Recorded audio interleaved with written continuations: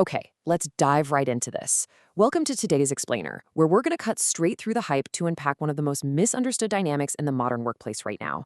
We're talking about the AI productivity paradox. We'll be looking at the hard data to uncover what really happens when humans and machines truly collide. You've almost certainly heard some variation of this quote by OpenAI's Sam Altman, right? It's the ultimate promise, and let's be honest, kind of sounds like a bit of a threat from tech leaders today. It perfectly echoes the sentiment of author Nikki Verd, who basically argues that if you want to survive this technological revolution, you have to disrupt yourself to avoid becoming economically irrelevant. The whole narrative out there is that adapting to AI isn't just a nice to have anymore, it's literally a survival mechanism.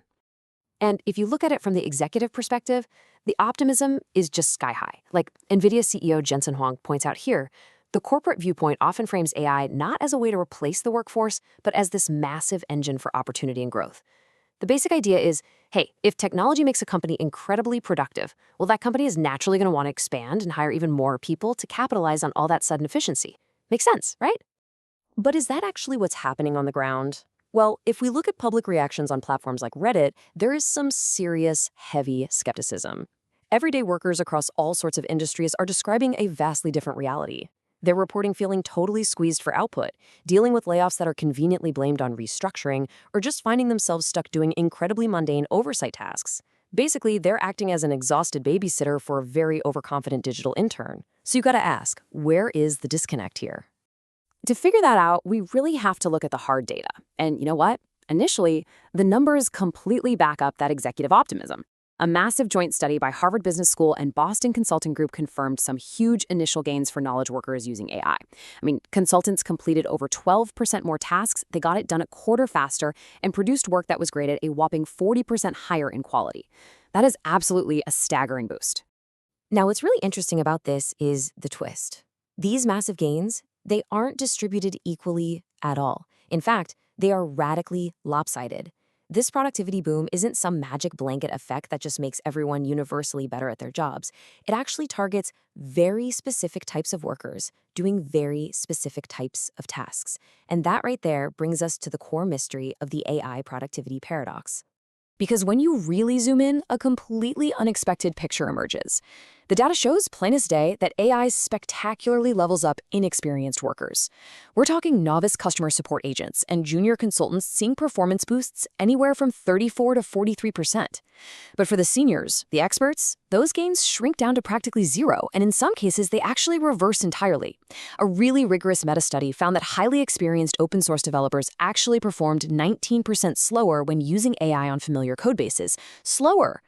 And that brings us to an absolutely crucial concept, the jagged frontier. Think of it like this invisible, totally irregular boundary line. Inside this boundary, AI is just phenomenally good, and your productivity is gonna soar. But step just 1 millimeter outside that boundary into a task that requires real, nuanced human judgment, and suddenly the AI becomes confidently wrong. So your productivity depends entirely on whether your specific task sits inside or outside this jagged line. And guess what? Experts operate almost entirely on that fragile, unpredictable outer edge.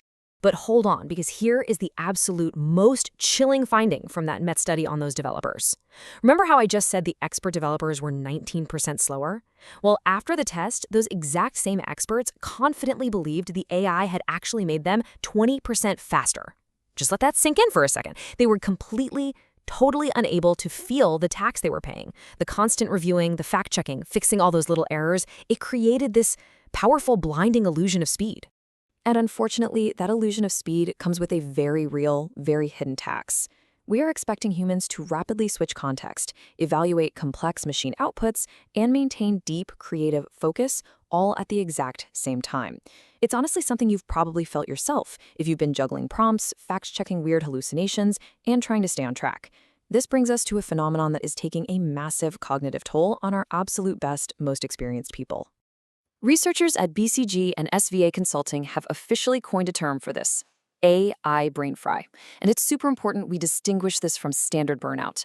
Burnout is that chronic, emotional exhaustion that builds up over months and months, right? AI brain fry is acute. It's that immediate cognitive strain, that sudden mental fog and decision fatigue that hits you from pushing your attention and working memory way past their biological limits just by constantly overseeing AI outputs. It is, quite literally, a mental hangover. And this brilliantly illustrates the exact drop-off point. Managing just one AI tool, sure, that boosts your productivity. Add a second tool, and you still see gains, even though the rate definitely slows down. But 3 tools? That is exactly where you fall right off the cliff. After 3 simultaneous tools, the cognitive load of oversight literally reverses your productivity. You end up spending way more of your brain power just managing the machines than doing the actual work itself. And the actual business costs of all this heavy oversight are incredibly steep. Workers dealing with brain fry are expending 14% more mental effort. They suffer a massive 33% spike in decision fatigue. And get this, they are 39% more likely to make major errors or just leave the company entirely. This maps perfectly onto decades-old cognitive load theory and what psychologists call attention residue. Basically, every single time you switch away from your real work to check an AI output, a little piece of your focus gets left behind. And it is costing companies dearly. So what do? Well, the answer certainly isn't to just ban AI or stop using it altogether. The problem isn't the technology itself. The problem is that we've essentially bolted a Formula One engine onto an old rusty bicycle frame. To actually fix this productivity paradox, organizations have to fundamentally redesign how humans and machines share the cognitive workload. So here is the practical playbook. Number 1, you've got to put a hard cap on human oversight, maximum 3 tools at a time, period. Next, heavily invest in meta skills. Knowing how to perfectly frame a problem is now way more valuable than just knowing how to type out a generic prompt. You also need to shift your metrics to start measuring actual impact, not just busy work activity. And finally, make this whole adoption process a deliberate journey, not a sudden jump. This is absolutely vital, especially when you consider recent LinkedIn data showing that 67% of employers are now outright rejecting candidates who lack basic AI literacy. You have to be smart about it. Let's zoom in on that point about metrics for a second. A deeply flawed way to measure AI success is by looking at sheer volume, like Meta reportedly measuring their engineers by the number of lines of AI-generated code. Measuring sheer output like that just incentivizes workers to lean on AI for mindless busy work, which skyrockets their oversight burden and practically guarantees brain fry. True impact metrics, on the other hand, focus purely on whether a clear business objective was actually achieved, completely regardless of how many flashy tools were used to get there. To really see what a healthy, redesigned workflow looks like in action, let's fast forward and look at the 2026 design industry.